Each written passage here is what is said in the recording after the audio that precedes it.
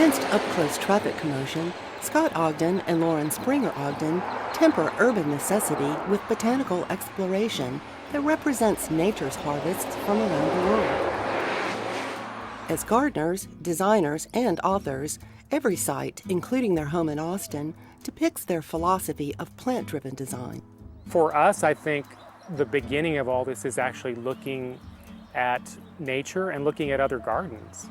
And so we both spent a lot of time hiking through the hills, wandering along creeks, and looking at old neighborhoods and plants that grow, seeing what happens. And then we've spent time with the plants themselves.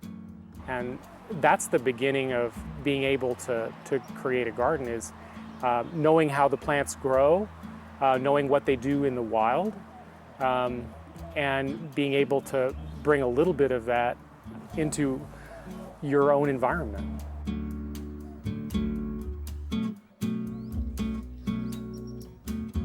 When you accept that that really is a relationship between you, a living being, and another living being, it's completely different. And it allows for so much more complexity and change and excitement and surprise and disappointment and all that. As plant-driven gardeners, Lauren and Scott absorb what each one says to them. In their experiments, they welcome the challenge of communication to respond to the needs of their international partners.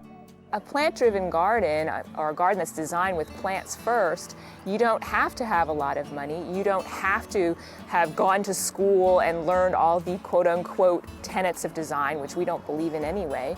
And it just comes with loving certain plants, loving the way they look, and thinking about where would they look best in the garden with what other plants. That's the thing that really separates a plant-driven design garden from another garden, is that the plants are what is first in mind when you lay it out. Most important thing I'd say would be that you love it. I want there to be a love affair.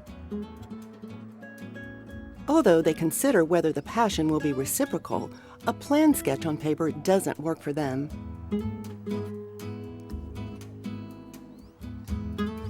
We have a really, really full garden and very layered garden, mainly because we don't have enough room. And so we have to do the fruitcake thing. So we want it all. It's a vertical effect. It's 3D gardening, you know?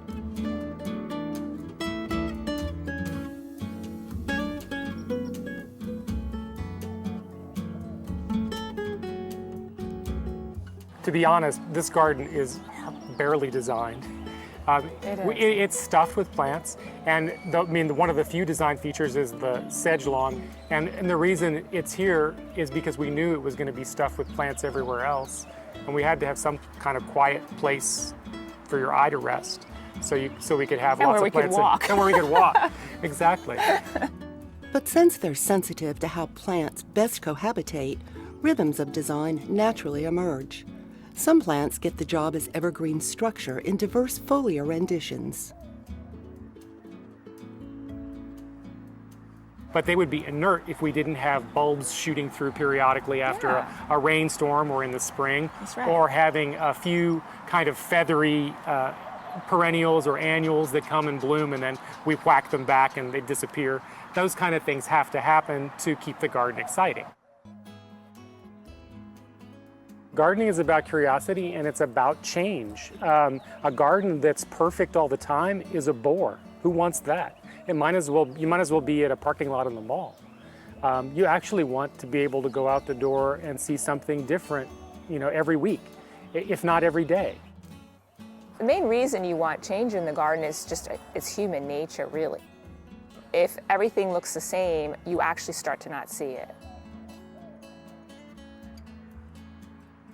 In Texas, where plants gently unfold year-round, plant-driven design simmers and anticipates rather than bursting into simultaneous passion.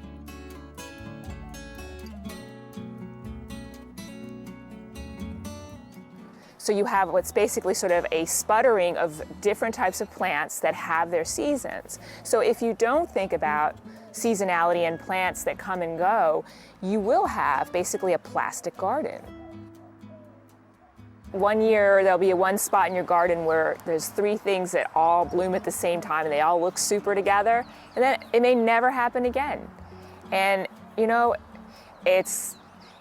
you have to be okay with unpredictability and okay with the fact that things do die and look awful often, and it's not your fault, but there's so many things that do wonderful things that you can't take credit for either. Part of it is, you know, real plants, like real people, aren't perfect. When someone asked why their Clematis armandii was free of spent brown leaves, Scott responded, "Lauren picked them off." And people forget gardens don't exist without gardening. If you don't want to garden, you will never have a real garden. The other thing that's important is to get over the idea of a garden as an installation project. That's once it's done, it's done. It's never done.